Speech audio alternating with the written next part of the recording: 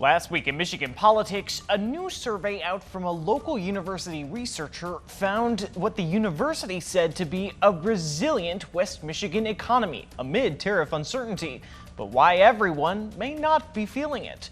And a major announcement that is sure to shake up key statewide races in 2026.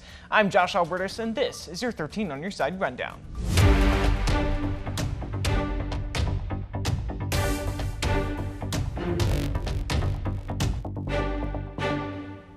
Numbers released this week by local universities show the West Michigan economy is staying resilient, defying what may have been more national expectations of what may have begun to happen in the wake of President Donald Trump's tariff threats. We spoke with the researcher who gathered that data to learn why.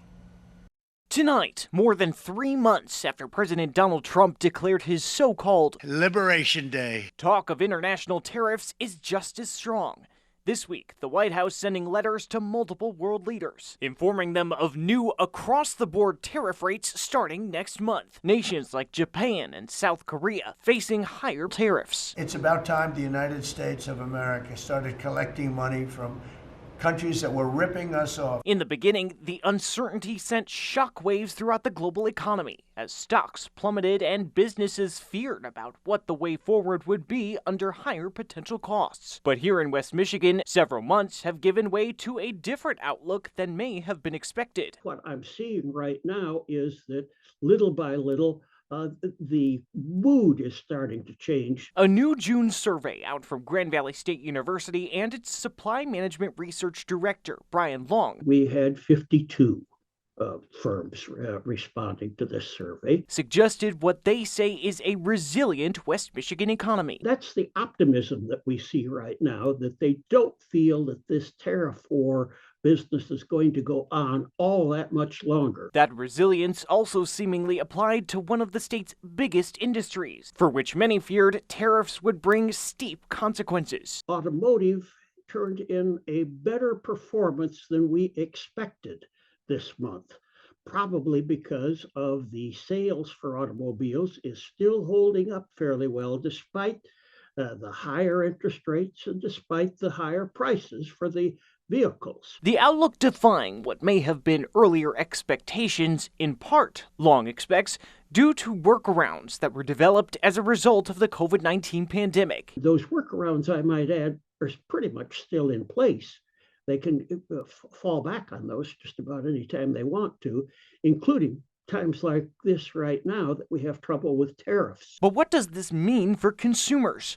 On the other side of things like higher prices on cars, responses like an emphasis from some on reshoring jobs and shortening the supply chains Long believes may lead to more local jobs. Because once again, that's the direction that we seem to be going with a lot of companies right now. But of course, developments remain ongoing, and he acknowledged things change very quickly in this arena these days. A lot of that optimism and resiliency seemed rooted in a hope that tariff talks are going to resolve and trading with very important partners, Michigan partners like Canada, will be solved. But whether that happens or if instead the numbers will start to look more grim, that remains to be seen. But now, the impact of tariffs are being listed as one of the reasons behind a local clockmaker and furniture giant in Zeeland winding down its operations after almost a century in business. But as that news came out, we spoke with a local historian who filled us in on just how much Howard Miller has impacted their community and the massive and rich legacy it leaves behind.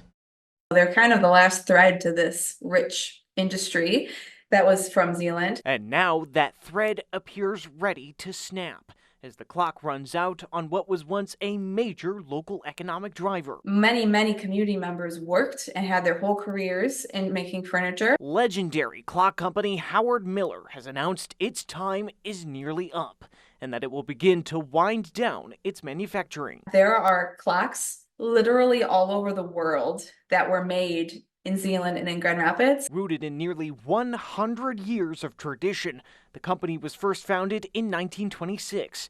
And according to this local historian, it earned its place as one of 4 major clock manufacturers in the area. The only one still in existence today is Howard Miller. Its history brought it into homes and other places around the world. mantle and wall clocks to grandfather clocks, and even crafting anti-aircraft gun covers for Ford Motor Company planes used in World War II, according to the company's website. They became the greatest exporter of grandfather clocks in the country. As part of its Thursday announcement, the company's president and CEO said it was disappointing to reach this point. But he said in a statement, quote, "In recent years, a convergence of market influences beyond our control brought us to this point. Furniture sales are closely linked to the health of the housing market, which is struggling. Our hopes for a market recovery early in the year were quickly dashed as tariffs rattled the supply chain, sparked recession fears, and pushed mortgage rates higher. This, he said, on top of inflation and rising interest rates." Going on to say, quote, "Our business has been directly impacted by tariffs that have increased the cost of essential components unavailable domestically and driven specialty suppliers out of business, making it unsustainable for us to continue our operations. But as it prepares to wind down, the history, this expert signaled, will remain." We get requests every day almost of people who want to know more information about these clocks that have filled homes all over the country and the world. And it's a legacy that will live on past any current manufacturers who are making clocks. We were told the company expects to continue production through this year and remain open into next year, its 100th anniversary, to sell its inventory. But their philanthropic arm, the Howard Miller Foundation, will continue supporting local nonprofits. President Trump signed his One Big Beautiful Bill into law last week. With the final numbers now in, some are concerned over what it could mean for West Michigan. With just how big this law is, it's a complicated picture, but changes to things like Medicaid and SNAP are something some fear will directly impact people in our area. But what does the bill actually say? We dig into some of that, too. A lot of people come to the smaller hospitals in the area because they don't like the bigger ones, and it's closer. Here in Carson City, a closure for this rural hospital is something Judy Eckert would fear. It's going to hurt a lot of people, not just people that come here for services, but the people that are employed here too. Hers puts a face to the millions, whom some federal lawmakers claim will pay the price for President Donald Trump's One Big Beautiful Bill, a massive piece of tax and spending legislation signed into law last week. This bill is going to make life more expensive for everyday Americans. Totaling nearly 1,000 pages, it's something Democratic Congresswoman Hillary Scholten says isn't all good or all bad. In all 887 pages, we have some good provisions in there, right? This bill does extend middle-class tax cuts from 2017. That's something that I supported. But on the bill that's expected to add trillions to the national debt over the next decade, Scholten voted no. Aside from concerns over fiscal responsibility, other areas like SNAP benefits and health care coverage are ones she asserts will suffer. Projections indicate that close to 123,000 people here in Michigan alone are going to lose their SNAP benefits. That's due both to direct cuts to the bottom line, as well as the added imposition of work requirements. Work requirements on programs like SNAP and Medicaid that some have argued will cut down on abuse of the systems. When you have able-bodied men, especially, who are sitting on a couch, who have no disability, they have no dependents, these are people who can go hold a job or volunteer or go get an education. With roughly 12 million more people expected to be thrown off of health insurance in 10 years under a recent version of the bill, it's places like these that Scholten has said will bear the brunt of healthcare cuts. Rural hospitals disproportionately rely on Medicaid to stay afloat. When those numbers go away, they won't have the resources to support their operation. But when we spoke with Republican Congressman Bill Huizenga the night before the bill's passage, lots of discussions surrounding how we're going to handle things like rural health and other issues moving forward.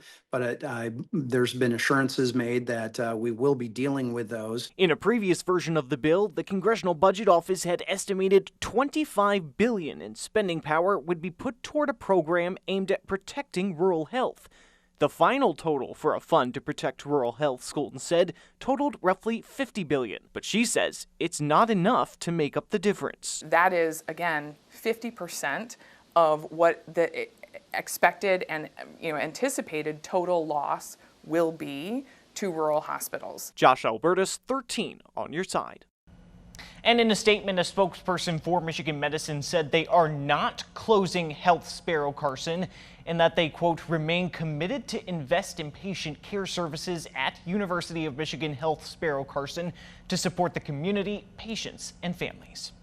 The CEO of one of the largest healthcare providers in West Michigan was warning staff this week about what she fears may happen as a result of the One Big Beautiful bill being signed into law. In an email sent to staff and obtained by 13 on your side, Corewell Health CEO Tina Fries-Decker seemingly took aim at the impacts she felt the law may have, and that it was important to share the news as staff needs to be prepared for upcoming challenges. In it, she said in part, quote, the cuts to Medicaid included in the legislation will hurt many people. Estimates suggest up to 600,000 people in Michigan alone will lose Medicaid health care coverage. That will touch every community in the state and hit hospitals hard, including us. Priority Health will not be exempt from the impact either, as the pool of citizens eligible for our Medicaid plans is reduced. She went on to say, quote, Medicaid reimbursement pays the bills for a lot of the care we provide, and the legislation does nothing to address the issue of who will pay for those services when government funding stops. The bill cuts $1.8 billion in Michigan funding, and that's not waste, fraud, and abuse. That's critical, compassionate care for our neighbors. When we reached out, Corewell confirmed the validity of the email, also saying in this statement, quote, Medicaid policy changes will impact every community and hospital in our state. It will be challenging for more people to access and afford the care they need. We will continue to provide extraordinary care, but all of us will feel the effects of these changes. At the same time, more federal events have been playing out. West Michigan lawmaker is seeking a review of the state's Medicaid spending. Why that is, we have that after the break.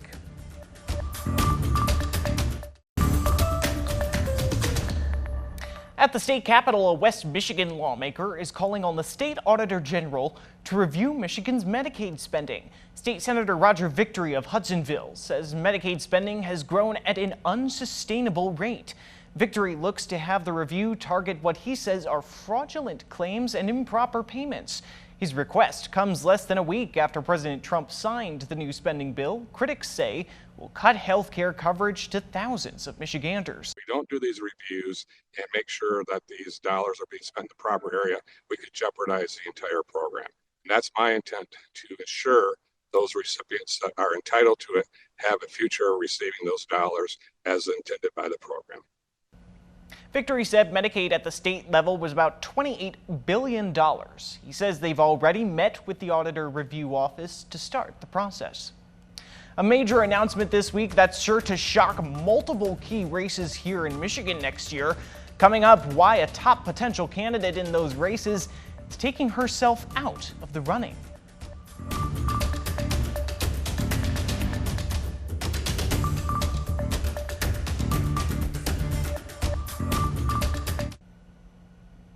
Major news for key statewide races in Michigan next year. Tudor Dixon, the former Republican candidate for Michigan governor, announced this week she will not run in 2026, either for governor or U.S. Senate. Dixon lost to incumbent Democratic Governor Gretchen Whitmer in 2022. Initially, Dixon said she was exploring the possibility of running again, as well as running for the U.S. Senate seat that will be open after current Democratic Senator Gary Peters declined to seek re-election. A Glenn Gariff Group poll conducted in early May and released by the Detroit Regional Chamber found that among certain confirmed and potential names in the governor's race, Dixon had the highest name recognition. In that poll, Dixon trailed Democratic Secretary of State Jocelyn Benson in a hypothetical three-way race with Detroit Mayor Mike Duggan. She was also in second place amongst general election Republican voters who were polled on their preference for the GOP nomination. But instead of running for either seat, Dixon now says she will focus on advancing the policies of President Trump. A judge has rejected a challenge to Michigan's longtime ban on taxpayer-funded abortions for low-income residents. He says the group that brought the lawsuit had no standing to file it. In 2022, voters approved a constitutional amendment ensuring a right to abortion, but a ban on most taxpayer-funded abortions has been in place for decades. The lawsuit was filed on behalf of YWCA Kalamazoo, which pays for abortions sought by women in Southwest Michigan. In the judge's opinion, he wrote the YWCA is not directly affected by a law that denies funding for abortion because it does not provide abortion care. After the Michigan Department of Environment, Great Lakes and Energy, or EGLE, was faced with multiple lawsuits, the Michigan Court of Claims has certified a class action lawsuit for people and businesses affected by the Edinville Dam collapse. The dam failed in May of 2020 after several days of heavy rain. It sent water rushing down the Tittabawassee River, destroying 2,500 homes and businesses. Many of those affected filed individual lawsuits against EGLE. The court's ruling allows them to be combined into a single trial. The attorney for the class action lawsuit sent us the following statement saying, quote, "This decision paves the way for thousands of individuals and hundreds of businesses whose lives and livelihoods were upended by the catastrophic flood to seek justice through an efficient and unified process," unquote. The trial is scheduled to begin in January of next year. A highly anticipated project in downtown Grand Rapids, for which assurances of public dollars have been key, now has a manager who will run it alongside another downtown development starting next year. After the break, who will be running both the Acrisure Amphitheater and the city's soccer stadium? Next.